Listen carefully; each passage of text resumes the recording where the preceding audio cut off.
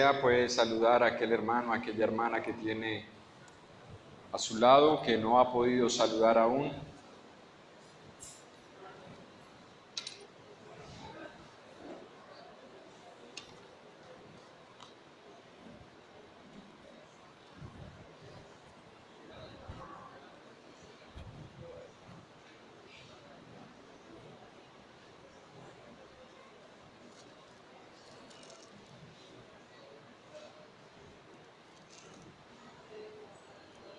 Hoy vamos a continuar, hermanos, hermanas, con Hebreos capítulo 12. Dios permita que podamos seguir siendo edificados por medio de esta carta que desconocemos quién la escribe, pero que estamos convencidos que fue inspirada por Dios por medio del Espíritu Santo. Y que nos enseña mucho, hermanos, acerca de lo que fue la iglesia en el primer siglo y cómo nosotros hoy podemos darnos cuenta que muchas de las cosas que pasaban en el primer siglo, hoy las seguimos viviendo nosotros. Eso nos vuelve a enseñar nuevamente y a recordar que aunque hayan cambiado los tiempos, el hombre sigue siendo igual. Y por eso las cosas que les afectaron a ellos también nos afectan a nosotros, a pesar de que hayan pasado casi 2000 años o 2000 años desde que se escribió esta carta. En Hebreos capítulo 12, versículo 1, veíamos la primera parte donde Dios nos enseñaba que debemos nosotros despojarnos de todo peso. Y veíamos a lo que se refiere peso, que no está hablando directamente del pecado, porque está separado y del pecado, y que veíamos que hay muchas cosas que, aunque parecen ser buenas, sanas, y aunque nosotros podemos practicarlas en determinada situación, cuando ellas comienzan a desplazar hábitos espirituales o comienzan a robarnos el tiempo que nosotros podríamos utilizar para edificarnos espiritualmente, o comienzan a distraernos de vivir una vida de fe y comenzamos a vivir por la vista, a vivir como vive el mundo, entonces Dios nos decía, despójate de esas cosas, porque aunque pueden ser buenas, se están convirtiendo en una carga que estás llevando y que no te están dejando correr con paciencia la carrera que tienes por delante. Hoy vamos a hablar, hermanos, de lo que sí es pecado.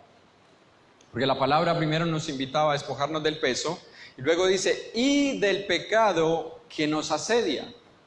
Lo primero que necesitamos es definir a qué clase de pecado se refiere aquí. Porque él está hablando de todo peso y luego separa y del pecado que nos asedia. ¿A qué pecado se está refiriendo particularmente el escritor de esta carta? Bueno, nosotros podríamos hablar de ciertos pecados y mencionar unos pecados, pero eso dejaría por fuera muchos. Una gran cantidad de pecados quedarían por fuera. Si yo soy selectivo y solamente digo, bueno, él está hablando de este pecado, de este pecado y de este pecado, dejaría por fuera muchos. Y más, si nosotros recordamos que 1 de Juan, capítulo 3, versículo 4, dice que el pecado es infracción de la ley. ¿De cuál ley? No las leyes terrenales, sino la ley de Dios. Recuerde que nosotros ya no estamos bajo la ley del antiguo pacto, sino bajo la nueva ley, la de la gracia, la ley de Cristo. ¿Ya? Y la palabra nos dice en 1 de Juan 3:4 que todo pecado es transgresión de la ley. Así que cada vez que nosotros transgredimos un mandamiento, por pequeño o insignificante que a nosotros nos parezca, Dios le llama pecado. Así es como Dios lo ve. Así que nosotros necesitamos tener en cuenta ese principio, hermanos. Pero, si usted me lo permite, hoy vamos a hablar de un pecado en particular que encierra todos los pecados. Y ese es, hermanos, el que yo creo, no estoy diciendo ni asegurándolo, yo creo que es al que se refiere el escritor de Hebreos en el versículo 1 del capítulo 12. Pero antes de verlo, hermanos, vamos a orar para que sea Dios por medio de su Espíritu, abriendo nuestros entendimientos y que su palabra pueda encontrar un espacio en nuestros corazones. Oremos. Glorioso y eterno Señor, venimos ante ti, oh Dios, como lo cantábamos ahora, para adorarte, para exaltarte, para glorificarte, para reconocer nuestra necesidad de ti, para reconocer, Padre, que sin ti nuestra vida no tiene ningún propósito, ningún sentido, para reconocer que tu palabra es la única que nos puede enseñar cómo debemos vivir en este mundo. Y es por eso que venimos ante ella, pero primeramente ante ti, Señor, para que tú abras nuestros entendimientos, ilumine los ojos de la fe, abran nuestros oídos espirituales y pongas tu palabra en nuestros corazones y nos ayudes a retenerla y nos ayudes a atesorarla y nos ayudes a colocarla por práctica en nuestra vida. Por favor, Señor, tú sabes que somos inútiles si no eres tú quien está dominando nuestras vidas. Tú sabes, Señor, que no podemos producir nada bueno, solamente lo que tú produzcas en nosotros es bueno, Señor.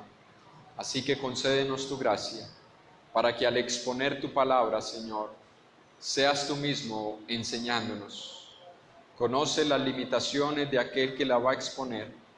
Sabes, oh Dios, cuánta fragilidad, cuánta debilidad, cuánta incapacidad humana hay, pero confiamos, Señor, en que tu palabra es suficiente para poder iluminar nuestros corazones, para poder, Señor, convertirnos de las obras de Satanás, de las obras de las tinieblas, a poder hacer, Señor, tu santa y bendita voluntad. Por eso, Padre, suplicamos y rogamos que nos concedas, Señor, tu gracia y tu amor, para que al salir de este lugar no salgamos como hemos entrado, sino que salgamos más llenos, Señor, de la sabiduría que proviene de lo alto, que se manifestará, Señor, haciéndonos puros, pacíficos, llenos de buenas obras, llenos de verdad, sin incertidumbre, sin hipocresía, llenos de bondad. Que de esa manera se manifieste, Padre, que realmente tú has hecho una obra en nosotros de regenerar y renovar nuestros entendimientos por medio de tu palabra. Ese es nuestro deseo en esta mañana. Y por eso confiamos, Padre, en que tú harás mucho más de lo que pedimos o entendemos, pues todo lo que pedimos lo pedimos solamente para que tu nombre sea exaltado y glorificado. Con esa confianza te hemos orado y te damos gracias, en el nombre de Jesús. Amén. Bien, hermanos, ¿por qué yo decía que íbamos a hablar de un pecado que encierra todos los pecados y que ese pecado es la incredulidad o la falta de fe? ¿Por qué llegar a esa conclusión, hermanos? Porque si había algo en lo que había caído este grupo de hermanos, esta iglesia, si es que fue dirigida a una iglesia en particular, era en la incredulidad.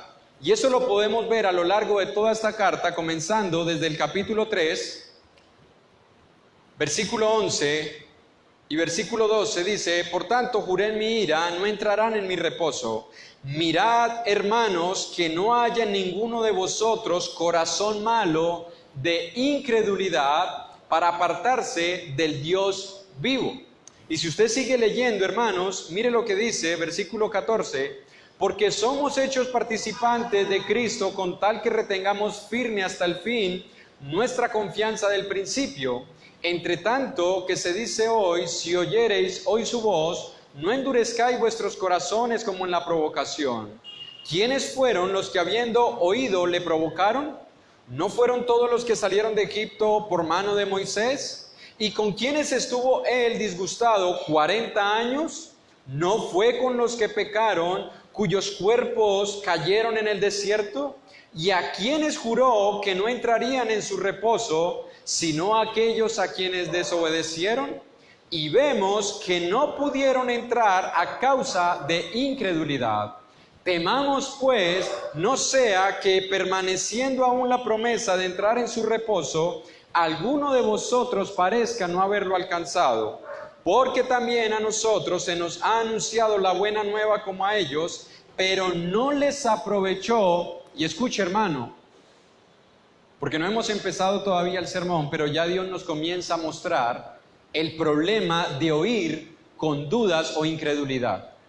Porque no les aprovechó el oír la palabra por no ir acompañada de fe en los que la escucharon. Y si usted sigue leyendo, hermanos, en el versículo 14 del capítulo 4 dice: por tanto, teniendo un gran sumo sacerdote que traspasó los cielos, Jesús, el Hijo de Dios, retengamos nuestra profesión. ¿Qué estaba pasando con estos hermanos? No estaban reteniendo su profesión. Habían comenzado a dudar.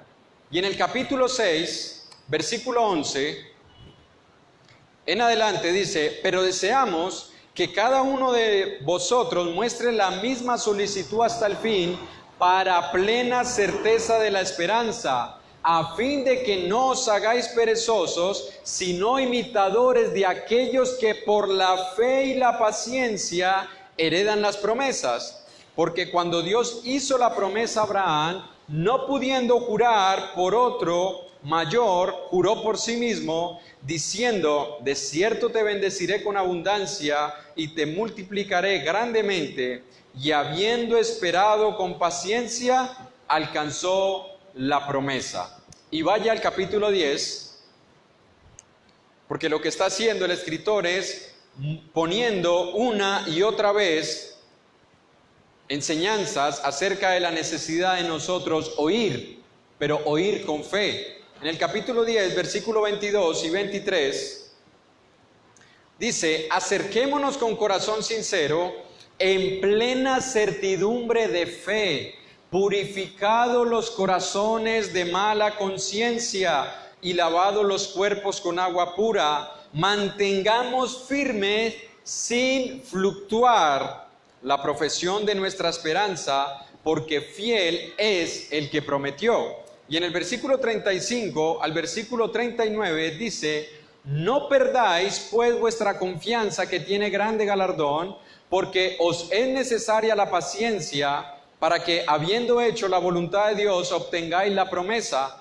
Porque aún un poquito, y el que ha de venir vendrá y no tardará, mas el justo vivirá por fe.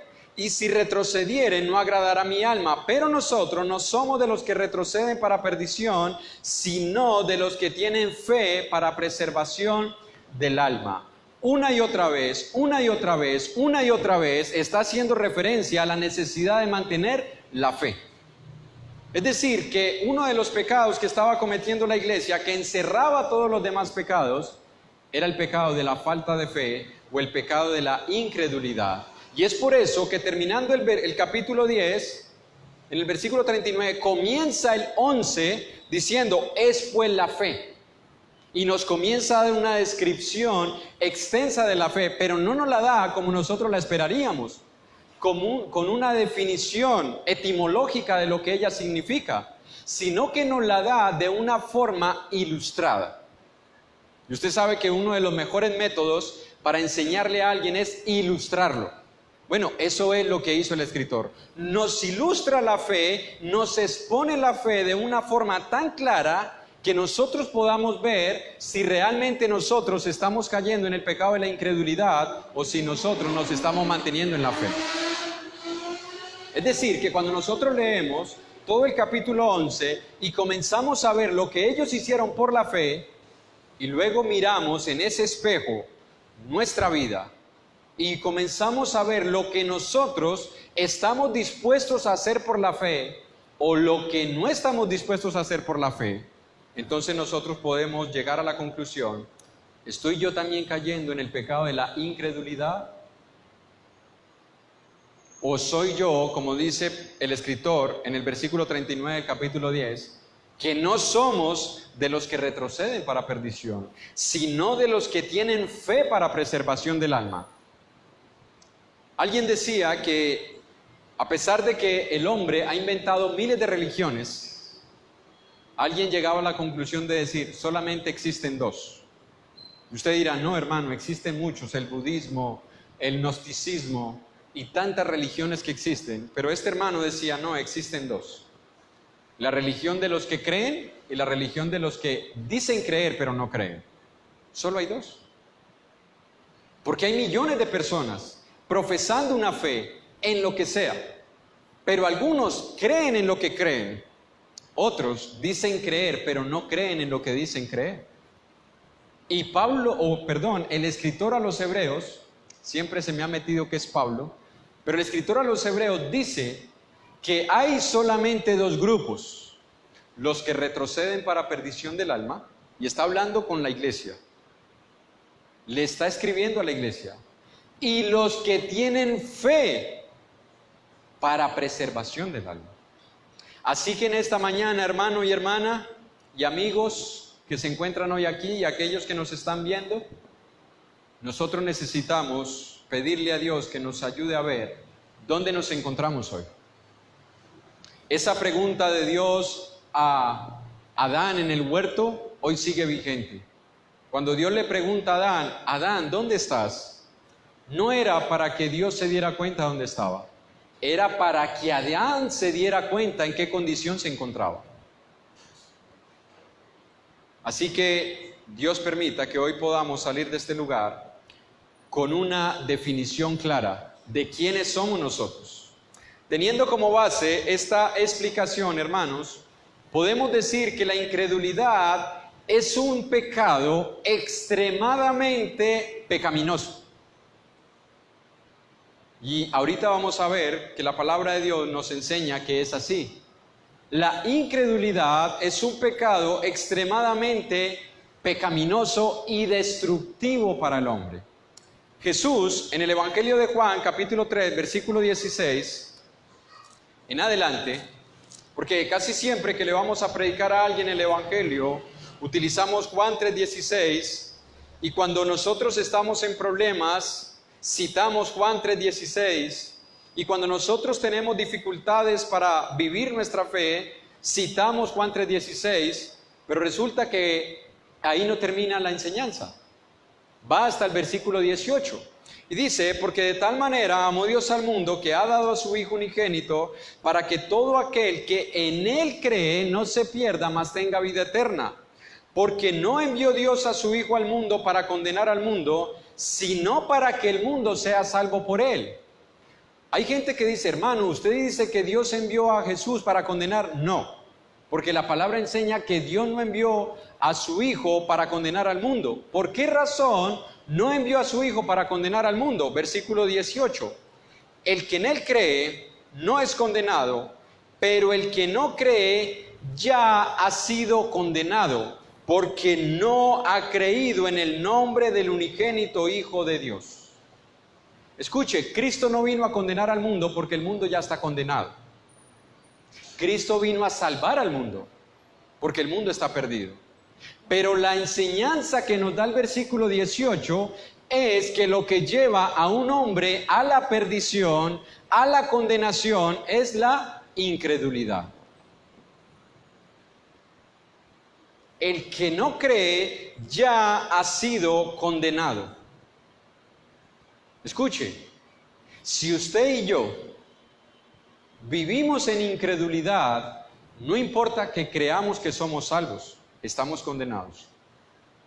Y si alguien que hoy nos visita piensa que por el solo hecho de creer que cree, ya es salva, si no cree en el nombre de Jesús, y creer en el nombre de Jesús no es creer que el nombre de Él es Jesús. Creer en el nombre de Jesús es creer que Cristo tiene toda autoridad, porque eso es lo que significa nombre, para decirle a usted que usted necesita obedecer todos sus mandamientos. Si usted no cree eso, no importa que usted diga que cree en Jesús, usted está condenado.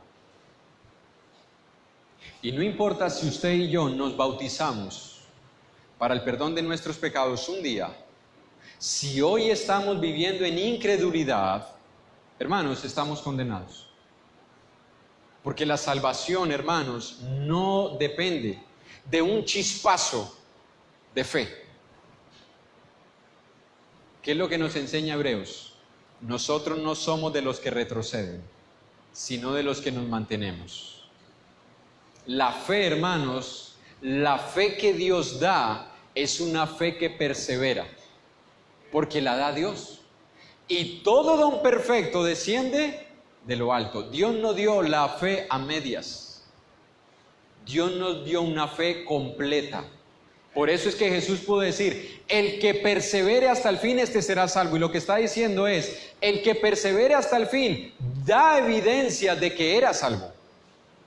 Porque tuvo fe para perseverar hasta el final. Así que cuando nosotros estamos hablando de la incredulidad, hermanos, tenemos que ver que la incredulidad es la puerta que le abre el camino a una gran cantidad de pecados en nuestras vidas. Y eso lo podemos ver desde el principio. ¿Y dónde comenzó todo? En Génesis. En Génesis capítulo 2, versículo 15, que usted lo conoce de memoria, el relato bíblico dice que Dios creó el huerto, después de haber creado todas las demás cosas, creó un huerto y luego colocó allí al hombre. Y miren lo que Dios le dijo al hombre en el versículo 15 en adelante. Tomó pues Jehová Dios al hombre y lo puso en el huerto de Edén para que lo labrara y lo guardase. Y mandó Jehová Dios al hombre diciendo, de todo árbol del huerto podrás comer, mas del árbol de la ciencia del bien y del mal no comerás, porque el día que de él comieres, ciertamente morirás.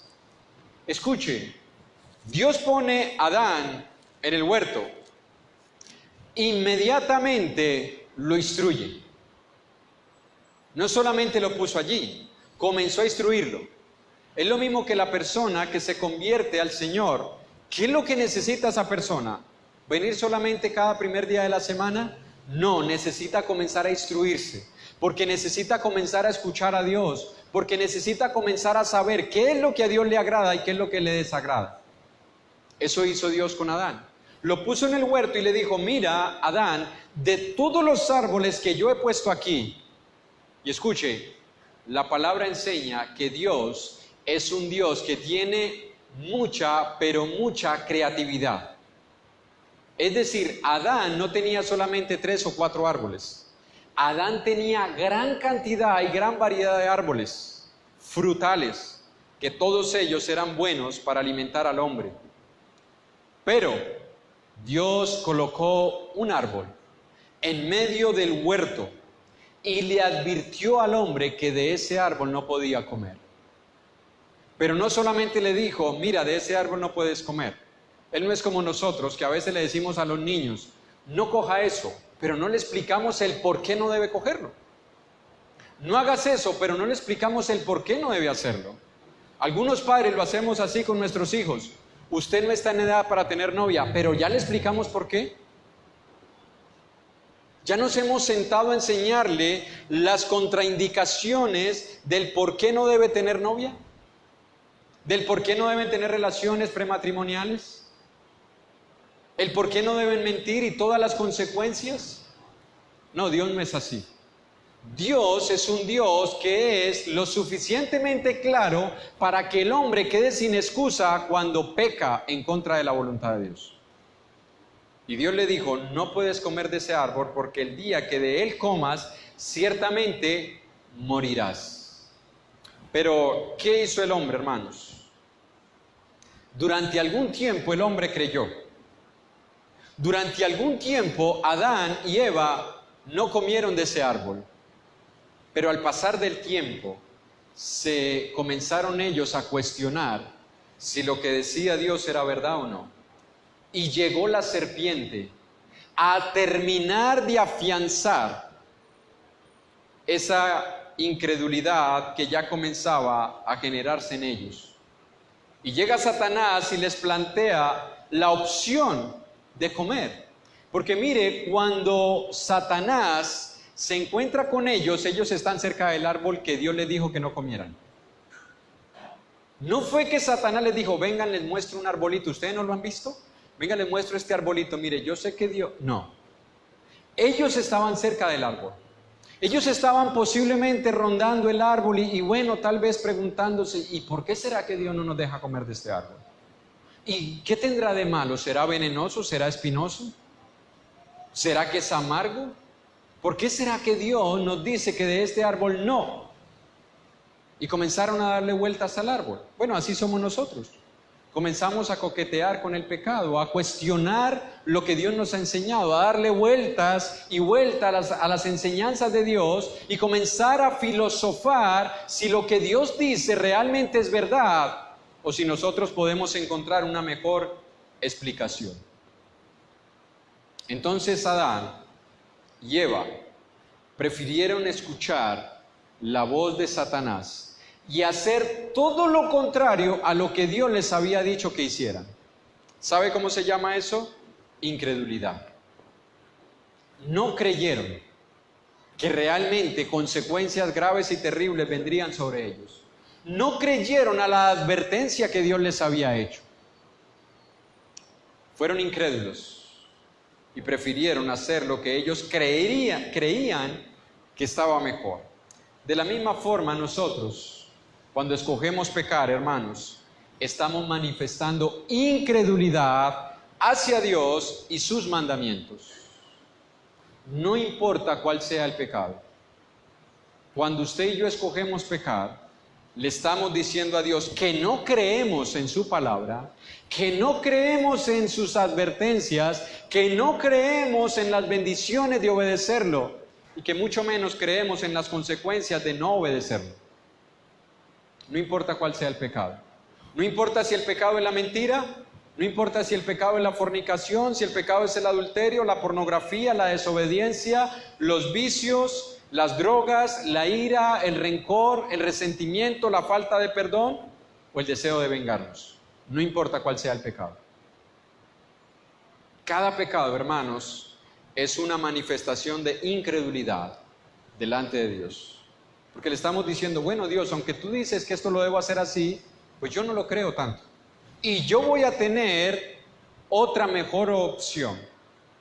Yo tengo una mejor definición de lo que se debe hacer o de lo que no se debe hacer. Veamos algunos ejemplos, hermanos, de pecados que manifiestan incredulidad, aunque todo pecado manifiesta incredulidad.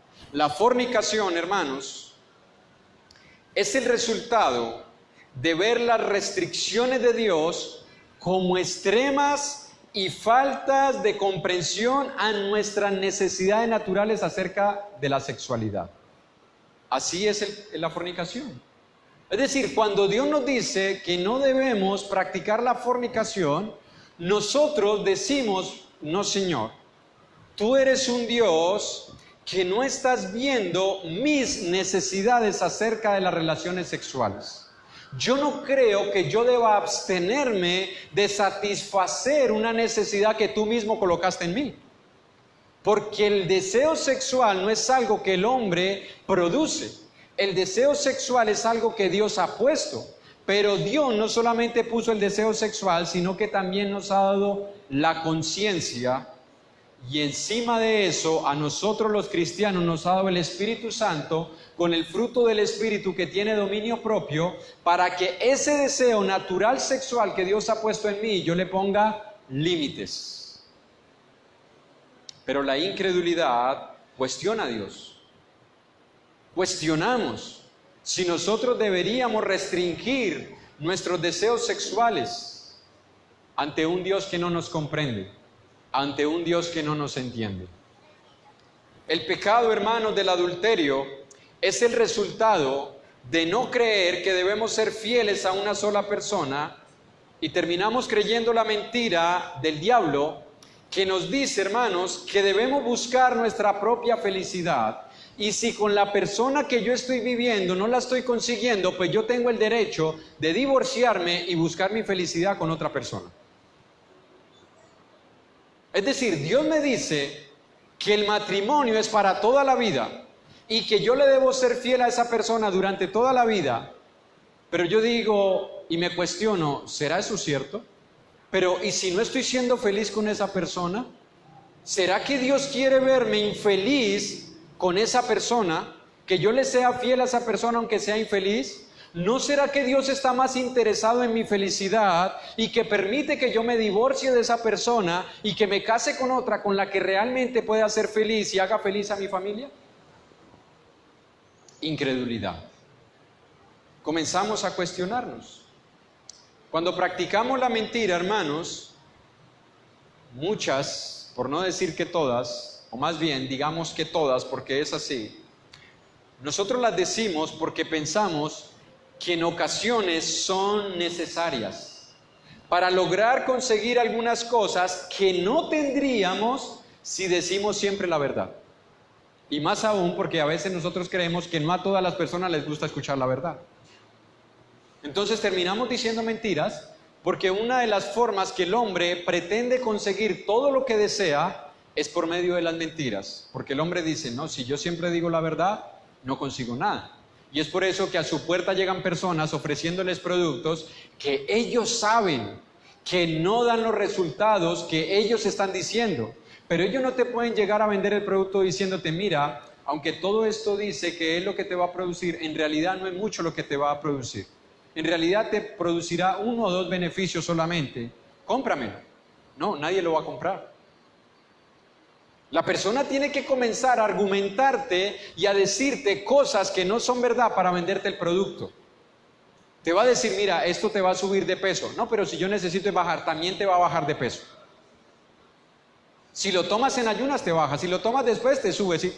Y comienza a argumentarte para que tú creas la mentira. Porque ella cree y está convencida que si te dice 100% la verdad, nadie lo va a comprar. Entonces nosotros terminamos creyendo que en ocasiones es necesario decir una que otra mentira para poder lograr cosas que si diríamos la verdad siempre no conseguiríamos. Alguien en una ocasión dijo que si en el mundo entero todos los gobiernos comenzaran a decirse la verdad unos a otros, se desataría la Tercera Guerra Mundial. Si usted ha visto películas de espías o de espionaje, usted se dará cuenta que en los protocolos se saludan, en los protocolos o en los actos públicos son amigos, pero por debajo de la mesa se están engañando, están enviando personas a espiar lo que están haciendo allá. Vivimos en un mundo engañado, hermanos. Vivimos en un mundo que está sosteniéndose sobre la base del engaño. Y yo no sé si nuestras vidas es sobre esa base que se están sosteniendo, sobre la base del engaño, donde nos engañamos y engañamos a otros. Nos creemos las mentiras y pretendemos que otros también las crean. Así que, hermanos, hablar de la incredulidad, nosotros nos podemos dar cuenta que es el pecado que encierra todos los demás pecados. Porque cada vez que usted y yo cometemos un pecado, estamos cuestionando la voluntad absoluta de Dios. No creemos que hay un Dios que ha determinado las leyes morales universales para todos los seres humanos, para que los hombres, no importa si dicen creer o no, vivamos sobre esas bases. Y hay personas que dicen o se justifican en el hecho de no tomar la palabra de Dios como una base para sus vidas. Ellos se justifican en el hecho de decir que ellos no creen en Dios. Ellos dicen, yo no creo en Dios. Y si no creo en Dios, ¿por qué yo debería someter mi voluntad, someter mi vida a la Biblia? Si para mí Dios no existe. Bueno, esas personas que dicen no creer son las que más creen, porque ellas no creen en la Biblia, pero creen en una cantidad de teorías que no son corroboradas, que no han sido comprobadas, porque para que sean científicas, como ellos muchas veces dicen, para que algo sea científico tiene que ser repetitivo. Y el Big Bang, la evolución, no ha sido repetitiva. Nadie ha podido mostrarnos que de la nada sale todo. Nadie. Nadie ha podido demostrar que los animales o los seres humanos hemos evolucionado. Nadie. Pero aún así ellos dicen que creen en esas teorías, que son más mentiras que las mismas que ellos tienen en sus cabezas. Pero si nosotros decimos creer en Dios, ¿lo decimos o no? ¿Decimos creer en Dios? ¿Profesamos creer en Dios? ¿Estamos seguros de que nosotros creemos en Dios? Bueno, la respuesta para eso, hermanos, es cómo nosotros nos estamos conduciendo. ¿Cómo nosotros estamos viviendo? ¿Qué tan cierto es que lo que yo creo lo practico? Esa es la respuesta de si nosotros somos personas de fe o si somos personas que profesamos fe, pero que estemos viviendo en la incredulidad. Porque cuando usted y yo, hermano y hermana, o amigo que nos visita, actuamos con incredulidad, ¿sabe lo que estamos haciendo? Estamos deshonrando a Dios.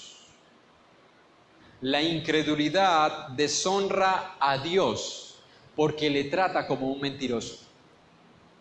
Ese es el problema de la incredulidad. Ese es el problema de nuestro pecado. Que cuando pecamos, porque lo hacemos con incredulidad, deshonramos a Dios y le tratamos como un mentiroso. Porque ya no aceptamos que Dios es del todo veraz.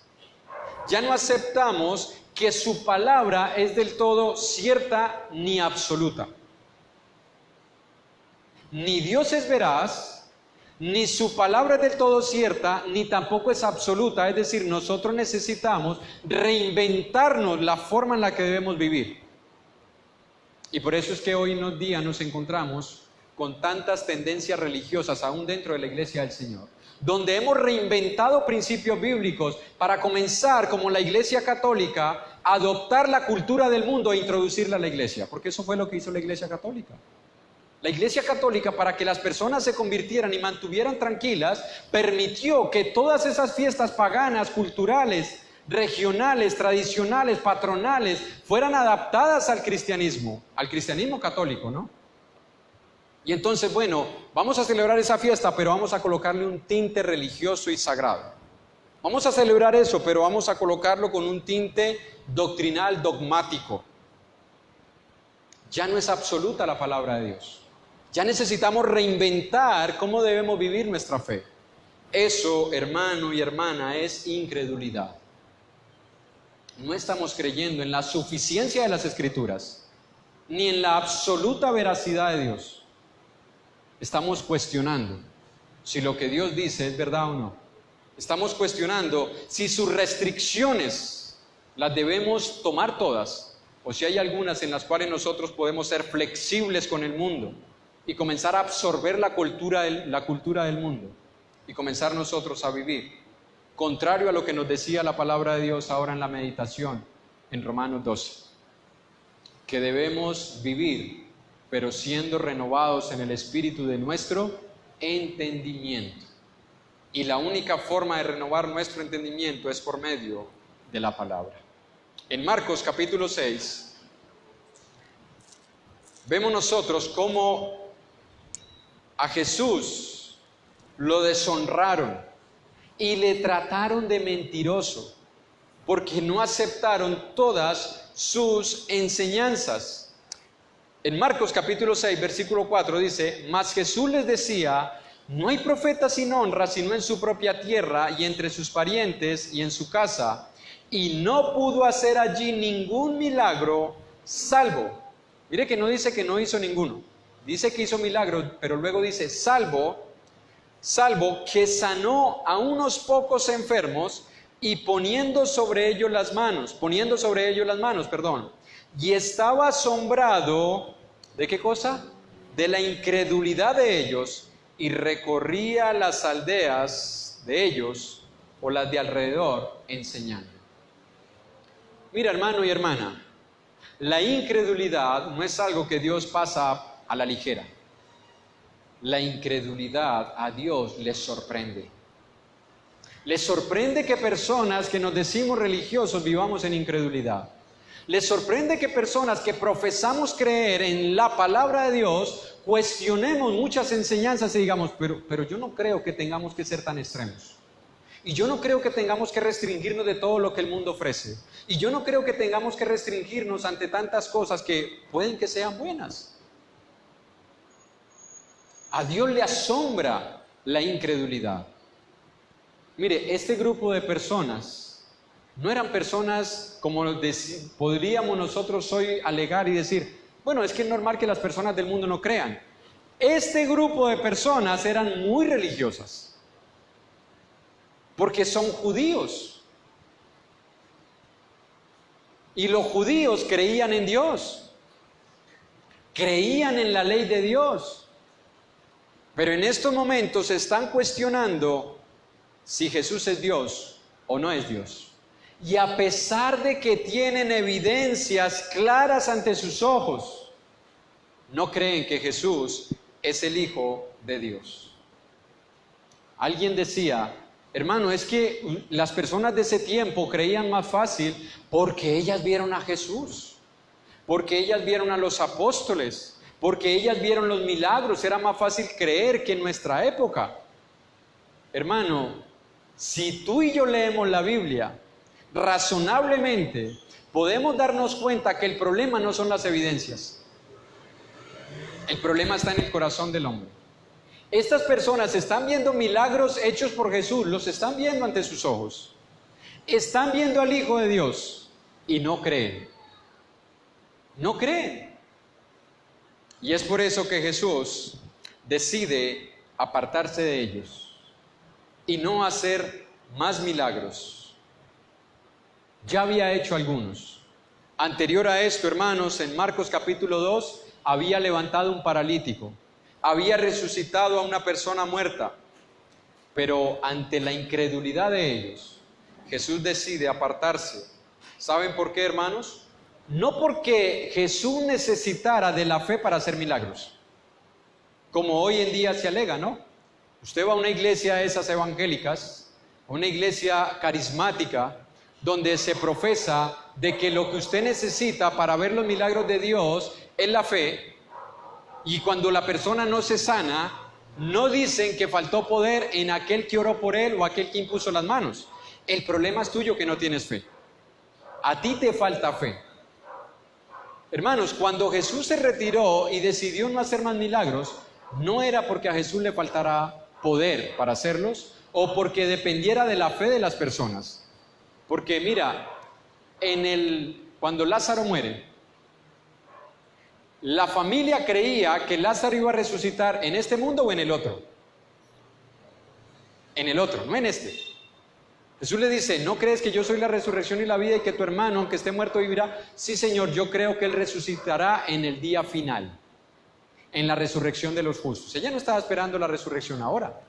Por eso es que están llorando y por eso es que están cuestionando a Jesús. Si ellos estuvieran seguros de la resurrección de Lázaro en esta vida, no llorarían, no hubieran cuestionado a Jesús. Lo que hubieran hecho es, bueno, Señor, sabemos que te tardaste y tú tienes tus propósitos, ahora por favor levanta a Lázaro.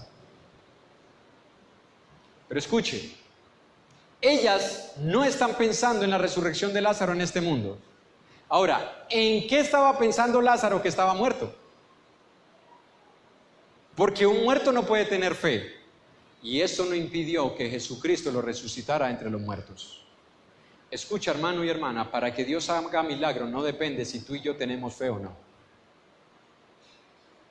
Pero nuestra incredulidad impide que el poder de Dios se manifieste muchas veces entre nosotros. Y fue por eso que Jesús decidió no hacer más milagros entre ellos. ¿Saben por qué, hermano y hermana? Porque Jesús no es plato de segunda mesa. Con Jesús es todo o nada. Y si ellos no querían a Jesús, entonces tampoco merecían recibir los milagros que da Jesús. Si tú y yo no creemos en Dios y en su palabra, ¿por qué nosotros creemos que somos merecedores de las bendiciones que vienen de parte de Dios? ¿Por qué lo creemos? ¿Por qué nosotros consideramos que podemos vivir en desobediencia a la voluntad de Dios, pero que aún así Dios tiene que bendecir mi vida, y Dios tiene que bendecir mi hogar, y Dios tiene que bendecir mi matrimonio, y Dios tiene que bendecir mi trabajo, y Dios tiene que bendecir mis estudios? Pero si yo estoy viviendo en desobediencia, en incredulidad a sus mandamientos, ¿por qué allí, si la fe se convierte en nosotros como en algo firme, de lo cual echamos manos cuando tenemos dificultades? Jesús no. Nosotros creemos que Jesús era un hombre manso y misericordioso. Amén. Pero Jesús no era manipulado por nadie. Así que ser manso y misericordioso no quiere decir de que debemos dejar que otros nos manipulen a su antojo. Porque Jesús era el hombre más manso y misericordioso que ha pisado esta tierra y no fue manipulado. En una ocasión le dijeron: si eres el Hijo de Dios, muéstranos un milagro. No les voy a mostrar milagro. Pero Señor, qué falta de misericordia. No, es que la misericordia no se manifiesta siendo manipulados. Cuando hay incredulidad en el hombre, Dios también se manifiesta. Y sus bendiciones son restringidas.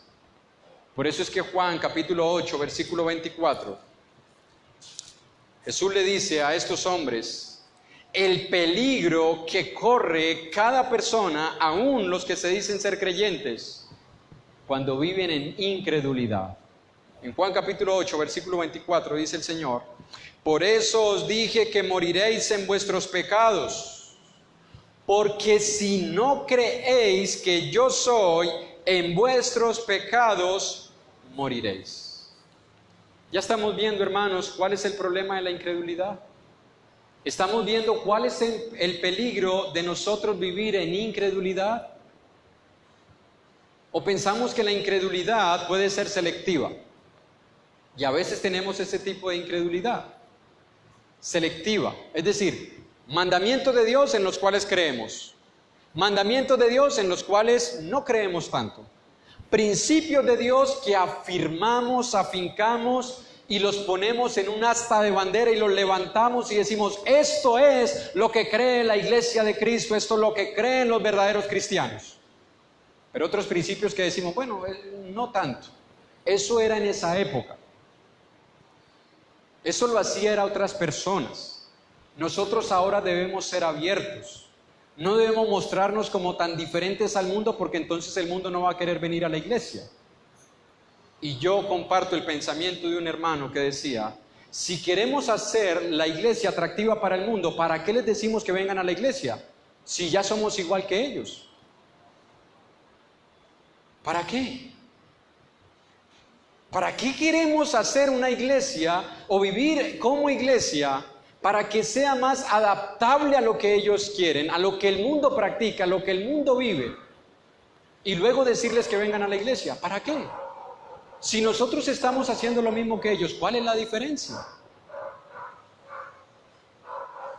No olvidemos, hermanos, que la palabra santo no significa que nosotros somos inmaculados sin pecado. La palabra santo significa apartados. Y la iglesia debe vivir apartada del mundo. Debemos mostrar por fe que nosotros creemos cuando Dios nos dice a ciertas cosas que el mundo hace, no. No. El pueblo de Israel tuvo que escuchar de parte de Dios muchos no. Muchos. Bueno, la iglesia de hoy también debe escuchar muchos no. Porque si a todo le decimos sí, entonces ya la palabra de Dios no es suficiente. Sus principios no son absolutos y la santidad no va a ser evidente. Porque ya no va a haber diferencia entre un hogar cristiano y un hogar del mundo. Entre una relación de esposos cristiana y una relación del mundo.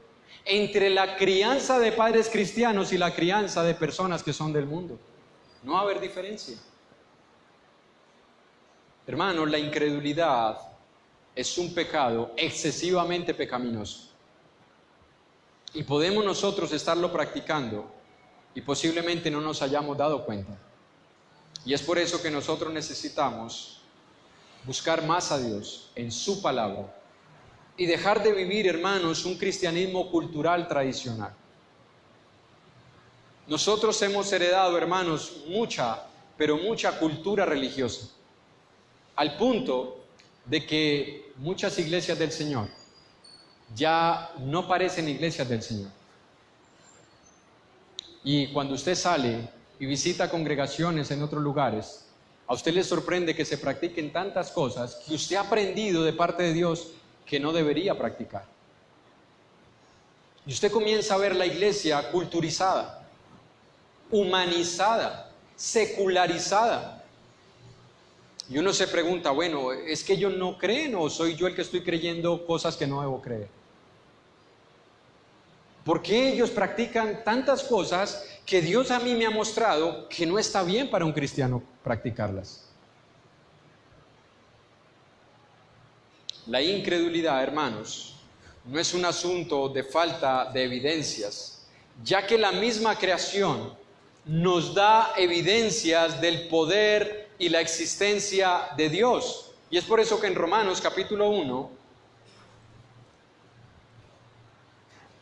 versículo 8 en adelante dice: porque la ira de Dios se revela desde el cielo contra toda impiedad e injusticia de los hombres que detienen con injusticia la verdad.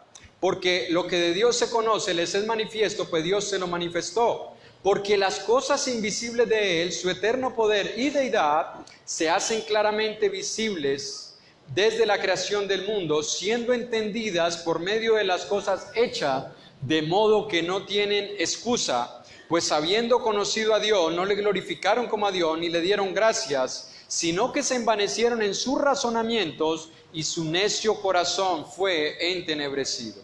Note lo que dice el versículo 21.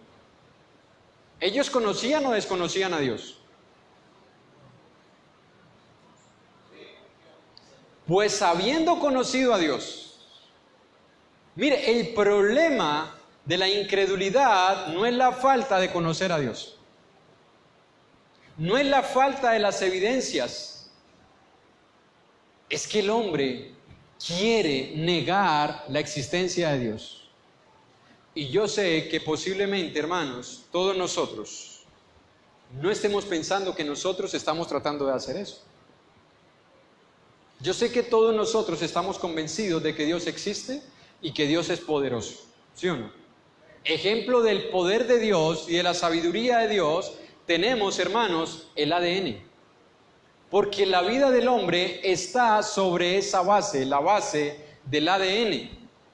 Y los mismos científicos declaran que el ADN es como un libro lleno de información ilustrada, como un libro que jamás se haya podido crear por los seres humanos. ¿Por qué? Porque en el ADN nosotros tenemos células. ¿Sabe cuántas células tenemos aproximadamente? Entre 30 y 40 billones, no millones. 1 billón es 1 millón de millones. Cada ser humano tiene entre 30 y 40 billones de células.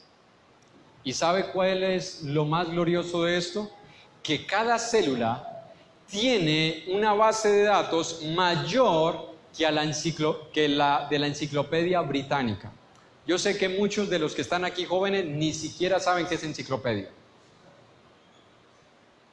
¿Cierto que no? ¿Sabían que era una enciclopedia? Bueno, los que ya tenemos algunos añitos sabemos lo que era una enciclopedia.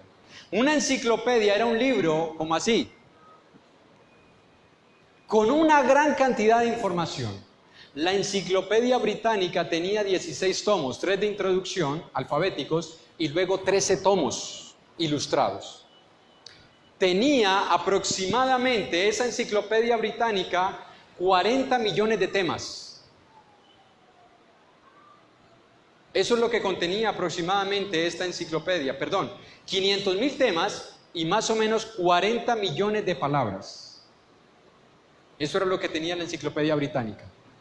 Y cada célula nuestra tiene más información que esa Enciclopedia Británica.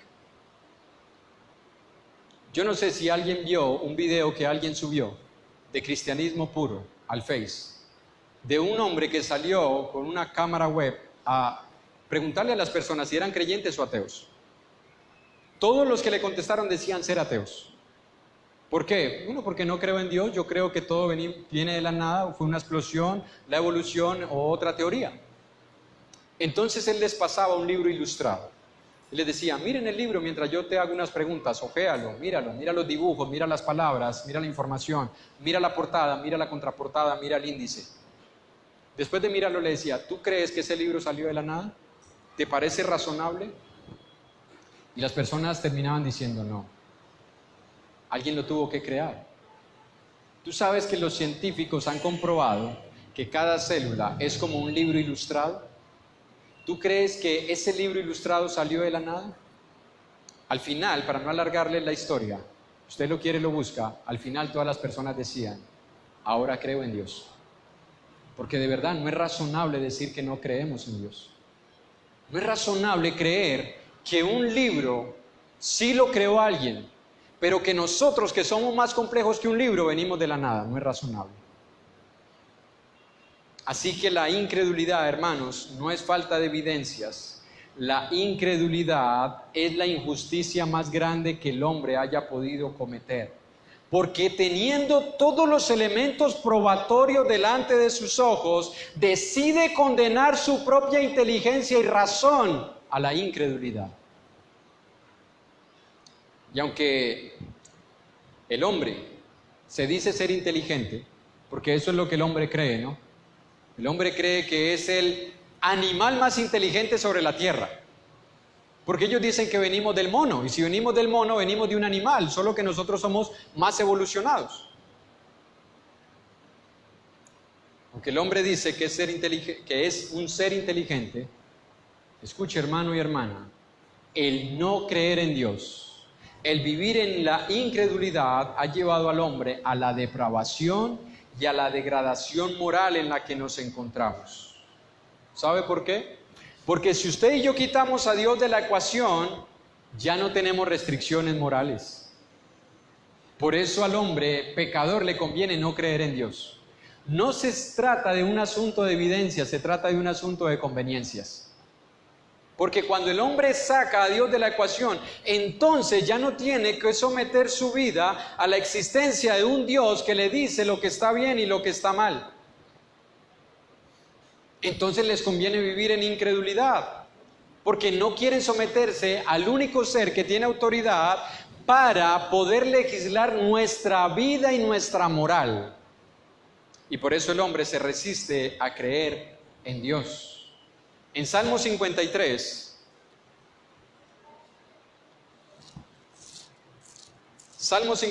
versículo 1, y está también en el Salmo 14:1, está la misma definición o el mismo pasaje escrito dos veces. Dice el necio en su corazón, no hay Dios. Se han corrompido e hicieron abominable maldad, no hay quien haga bien. Escuche, dice el necio en su corazón. La palabra necio no es ignorante. Ahí no dice el ignorante. Dice el falto de conocimiento. No, dice el necio en su corazón. La palabra necio en el original es soberbio u orgulloso. Es decir, que la incredulidad es una manifestación de soberbia y orgullo. Eso es la incredulidad. Y aunque pareciera, hermanos, que estamos hablando de las personas que profesan ser ateos, yo sé que posiblemente por su mente pasó, bueno, ¿y qué tiene que ver eso con nosotros si nosotros somos cristianos? ¿Y qué tiene que ver con nosotros si nosotros sí creemos en Dios? Y parece que el hermano desvió el tema y ahorita está predicando un sermón evangelístico. No, hermanos. Aunque pareciera que estuviéramos hablando de los ateos, triste y lastimosamente hay muchos cristianos que viven como ateos. Porque teniendo tantas evidencias de la existencia y el poder de Dios, seguimos cometiendo pecados. Seguimos cayendo en pecados. Seguimos sin creerle por completo a la palabra de Dios. Y aunque el pecado de ellos y el nuestro delante de Dios es igual, escuche, el de nosotros afecta más. ¿Sabe por qué? Porque nosotros nos hemos presentado ante el mundo como personas que creemos en Dios. Porque nosotros nos presentamos ante el mundo y el solo hecho de venir a este lugar es una profesión de que nosotros decimos creer en Dios. Y las personas que pasan por aquí y nos ven, dicen, esas personas son creyentes. Y las personas que nos conocen y ven que salimos de nuestros hogares con la Biblia debajo del brazo o con la Biblia metida en el celular, saben que somos creyentes, creen que somos creyentes. Y nuestra familia que nos conoce, que les hemos compartido acerca de Dios, les hemos predicado el Evangelio, ellos creen que nosotros somos creyentes, pero cuando nos ven vivir en desobediencia a la voluntad de Dios, cuando nos ven vivir en pecado, es como si nosotros les estuviéramos diciendo, mire, nosotros vamos a un lugar a adorar a un Dios que no existe. Nosotros vamos a un lugar, nos reunimos, oramos, cantamos, porque es un bonito lugar, porque uno se puede dispersar la mente, porque podemos formar buenos grupos sociales, porque los niños juegan con los niños, los jóvenes se relacionan con jóvenes, los casados se relacionan con casados, los ancianos con ancianos, pero Dios no existe. La incredulidad, eso es lo que le muestra al mundo. Que nosotros venimos a adorar a un Dios que para nosotros existe, pero en la mente, no en la realidad. Existe, pero solamente para justificar cierto tipo de prácticas, pero que no existe en realidad para nosotros. En 2 de Timoteo, capítulo 3, versículo 1, porque posiblemente usted estará pensando, no hermano, usted está hablando de otra iglesia. Eso no puede estar pasando en la iglesia del Señor. Eso no puede ser lo que se viva en la iglesia del Señor. Bueno, 2 de Timoteo, capítulo 3, fue escrito para un hermano que se encontraba en una iglesia que paradójicamente fue enseñada por el apóstol Pablo durante 3 años. Así que no les faltaba evidencia de la revelación de Dios. Y mire lo que dice en 2 de Timoteo capítulo 3, versículo 1 al 5. También debes saber esto, este también es por todo lo que ya le ha venido diciendo, que en los postreros días vendrán tiempos peligrosos, porque habrá hombres amadores de sí mismos, ávaros, vanagloriosos, soberbios, blasfemos, desobedientes a los padres, ingratos, impíos, sin afecto natural, implacables, calumniadores, intemperantes, crueles, aborrecedores de lo bueno, traidores, impetuosos, infatuados, amadores de los deleites más que de Dios. Sí, hermano, estoy de acuerdo con usted, eso es lo que nos encontramos en el mundo. No. Versículo 5, que tendrán apariencia ¿de qué? ¿Sabemos lo que significa piedad? Dedicado a Dios o consagrado a Dios. ¿No es eso lo que nosotros profesamos? ¿Que nuestra vida está dedicada a Dios? ¿No es eso lo que nosotros profesamos? ¿Que nosotros nos hemos consagrado a Dios? Versículo 5, que tendrán apariencia de piedad, pero negarán la eficacia de ella. A estos, escuche, Pablo no le está diciendo a Timoteo que se aparte de las personas del mundo, que son desobedientes a los padres, calumniadores, intemperantes, crueles, aborrecedores de lo bueno. No. Porque en 1 Corintios capítulo 6, Pablo nos ha aclarado que si nosotros quisiéramos apartarnos de esas personas, nos tendríamos que ir de este mundo. Es al contrario, nosotros a esas personas debemos predicarle el Evangelio. Pero cuando alguien que se dice ser cristiano, que profesa vivir en piedad, comienza a practicar este tipo de pecados, Dios nos dice, a esos evita. Es decir, hazle saber a esa persona que no pueden tener una buena comunión contigo. Porque están viviendo en incredulidad. Es eso precisamente lo que estaba pasando en la iglesia a la que se le dirige la carta a los hebreos. Porque todo el capítulo 11, ese es el contexto. La fe, la fe, la fe. Hermanos, no dejen la fe. Mire lo que hicieron estos hombres por la fe. No sean ustedes personas incrédulas. Algunos miembros de la iglesia estaban viendo como algo inútil seguir creyendo en Dios y en su palabra. Ya lo estaban viendo como algo inútil. Ya lo estaban viendo como algo que, bueno, no tiene tanto sentido vivir en obediencia a Dios, y al final el mundo también recibe bendiciones de parte de Dios. Si al final el mundo parece que goza más que nosotros, ¿por qué nosotros restringir todos nuestros deseos y nuestros apetitos si el mundo disfruta, el mundo goza y parece que nosotros no? Eso es lo que estaba pasando con muchos hermanos de nosotros allá. Y es por eso que el escritor de los Hebreos tiene que recordarles en Hebreos 11:39,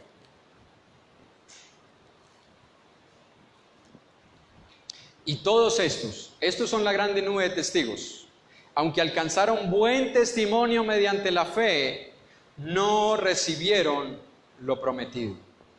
Escuche, este grupo de héroes de la fe, que luego el escritor dice, y tiempo me faltaría para hablar de Sansón, de Jefté, de Samuel, de David y una gran cantidad de personajes que vivieron por fe, dice, y todos estos, aunque alcanzaron, ¿qué cosa? Buen testimonio mediante... Mira, hermano y hermana, ¿qué es lo que nos ayuda a nosotros a tener buen testimonio? No es que vengamos cada reunión a congregarnos. No es que profesemos nosotros a todas las personas creer en Dios, es la fe. ¿Qué es lo que produce que nosotros demos un mal testimonio? La incredulidad. Porque es el antítesis. Pero aunque todos estos hombres alcanzaron buen testimonio mediante la fe, escuche, no recibieron lo prometido. Hermanos, si nosotros vamos a vivir por fe, no vivamos por fe condicionando a Dios que nos tiene que dar todo lo que nosotros deseamos. En el devocional que teníamos en casa de la hermana Silvia meditábamos en esto. No tengamos fe en la fe, porque la palabra nos dice que debemos tener fe en la fe. Nosotros debemos tener fe en Dios, porque hay personas que tienen fe en la fe. Dicen, yo tengo fe que esto va a pasar. Estás teniendo fe en la fe. Tengo que creer en Dios y que al final, si Dios responde mis oraciones como yo creo o no las responde como yo creo, yo sigo creyendo en Dios. Eso es fe. Estos hombres no recibieron lo prometido, pero aún seguían creyendo en Dios. Eso es fe. Pero cuando tú y yo comenzamos a cuestionar si Dios es fiel a sus promesas, porque no vemos que Dios está manifestándose en nuestras vidas, porque no vemos las respuestas a nuestras oraciones y comenzamos a vivir en incredulidad, hermanos, entonces nosotros estamos corriendo el riesgo de que estemos llevando una carga que nos esté impidiendo correr con paciencia y perseverancia. Por eso es que la palabra nos dice, despojémonos de todo peso y del pecado que nos asedia. En 2 Corintios capítulo 2 versículo 19, para terminar, 2 Corintios 2, 19.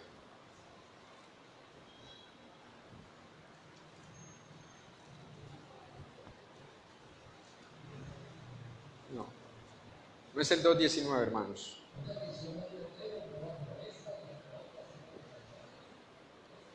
Segunda de Corintios capítulo 2, el versículo 15, perdón. Porque para Dios somos grato olor de Cristo en los que se salvan y en los que se pierden. A estos ciertamente olor de muerte para muerte, y a aquellos olor de vida para vida. Y para estas cosas, ¿quién es suficiente? Escuche, cuando la palabra dice, y para estos, está hablando que para un grupo, todo lo que el apóstol Pablo vivió, todo lo que el apóstol Pablo sufrió, era un olor grato. Pero para otro grupo, todo lo que Pablo vivió, todo lo que Pablo sufrió, era olor de muerte. Es decir, era algo inútil, era algo inservible. ¿Para quiénes, hermanos? Es que era este grupo de personas que creían que lo que Pablo hacía era inútil. ¿Sabe para quiénes? Para los que no creen. Porque muchas veces nosotros tenemos que sufrir cosas, restringirnos de cosas por nuestra fe en Dios. Para las personas que no creen, nosotros somos ignorantes, somos personas que nos estamos dejando manipular por una religión. Pero para aquellos que creen en Dios y ven que nosotros hemos tenido que sufrir muchas cosas, restringirnos a muchas cosas, para ellos es olor grato. ¿Sabe por qué, hermanos? Porque eso estimula la fe de ellos también. Porque ya no se sienten solos. porque no creen que son los únicos que están sufriendo, que se están restringiendo por obediencia a la voluntad de Dios. La fe, hermanos, la fe es lo que debe gobernar nuestras vidas. La fe es lo que debe mostrar que nosotros somos consecuentes con la profesión que nosotros profesamos. La fe es lo que le muestra al mundo que realmente nosotros creemos en Dios. No solamente que venimos a decir que creemos en Dios, sino que creemos en Dios, que adoramos a un Dios vivo, que adoramos a un Dios que tiene la autoridad para decirnos lo que debemos hacer y lo que no debemos hacer. Por eso, como conclusión, hermanos, debemos despojarnos de la incredulidad que nos asedia por todas partes. Escuchen, la incredulidad nos está asediando por todas partes, con programas que ponen en duda la existencia de Dios, con revistas, con investigaciones publicadas, entre comillas, científicas. Ellos dicen que han descubierto científicamente que Dios no existe y científicamente pueden comprobar de que el hombre es el producto de la casualidad. Supuestamente, ¿no? Y eso es lo que muchos de nuestros jóvenes comienzan a ver ahorita ya en sus clases de filosofía, en 10º, 11 y en universidad. Comenzamos a ser asediados por la incredulidad, hermanos, con el humanismo. ¿Usted sabe qué es el humanismo? El humanismo es la religión que le dice al hombre que él es el centro del universo y por eso debe hacer todo lo posible para lograr cumplir todos sus deseos y propósitos y que nadie se debe interponer en su camino, ni siquiera Dios. Ese es el humanismo. Cuando usted y yo vivimos, hermanos, creyendo que nosotros debemos cumplir y lograr todos nuestros deseos, no importa lo que Dios diga, estamos viviendo en humanismo, no cristianismo. Porque no se puede mezclar la verdad con la mentira. ¿No es así, hermanos, como viven muchos que nos profesamos ser hijos de Dios? Uno podría decir, bueno, eso es afuera. Pero ¿cuántos de nosotros dentro de la iglesia estamos viviendo así? O en humanismo, o viviendo bajo la ciencia, o viviendo bajo la cultura, bajo la filosofía, bajo la psicología. Cualquier manifestación de llevar nuestra vida diferente a como Dios nos muestra en su palabra es incredulidad. Es incredulidad, hermanos. Así que yo invito a las personas que hoy nos visitan y a todo hermano y hermana que hoy nos hayamos sentido identificados con esta enseñanza, a que nos despojemos de la incredulidad. No importa en qué nivel o en qué aspecto. Cuestionémonos, hermanos, un poco, nosotros mismos, y meditemos, ¿yo le creo completamente todo lo que Dios me dice? Cuando Dios me dice a algo no, ¿yo lo cuestiono? Cuando Dios me dice esto no lo debes hacer, ¿realmente yo le creo completamente a Dios? Preguntémonos nosotros mismos. Hagámonos una evaluación, hermanos. Preguntémonos. Porque si nosotros no desechamos o no nos despojamos de la incredulidad, hermanos, nuestra vida como cristianos no es gozosa. No vivimos en gozo. Porque comenzamos a restringir cosas, pero por dentro las estamos deseando. Y ni agradamos a Dios, ni agradamos al mundo. Somos miserables por ambos lados. Despojémonos de toda incredulidad, hermanos. No importa si por eso nosotros debemos restringirnos a muchas cosas que el mundo hace. No importa si nos tratan, me perdonan la frase, de estúpidos, de faltos de instrucción o de conocimiento. No importa si se burlan de nosotros. No importa si nos critican. No importa, hermano y hermana y joven que estás aquí, que nos estás escuchando y que posiblemente en tu colegio te cuestionen, te critiquen, te acusen. No importa si lo hacen. Sigue creyendo en Dios. cree en su palabra, dile no al pecado en cualquiera de sus manifestaciones, aunque parezca que es irrelevante, aunque parezca que es algo que no tiene mucho peso, dile no al pecado. Triste y lastimosamente, nuestros hijos tienen que asistir a colegios en donde nosotros decimos son un poco conservadores, pero que ya el gobierno está condicionando nuestra autoridad como padres para decirles, ¿estoy de acuerdo con esa enseñanza o no? Hay un movimiento cristiano que se está desarrollando en Centroamérica que se llama No te metas con mis hijos. Y este grupo de hermanos está postulando delante del Congreso de que si nosotros somos responsables de ellos, entonces nosotros somos los únicos responsables de enseñarles el tipo de creencias en las cuales ellos deben creer, no el gobierno, no las leyes terrenales. Dios permita que llegue ese movimiento aquí a Colombia, porque se están metiendo con nuestros hijos y les están enseñando moral alejada de Dios y creencias alejadas de Dios, ya los gobiernos. En el Salmos capítulo 2, para terminar, terminamos con este salmo.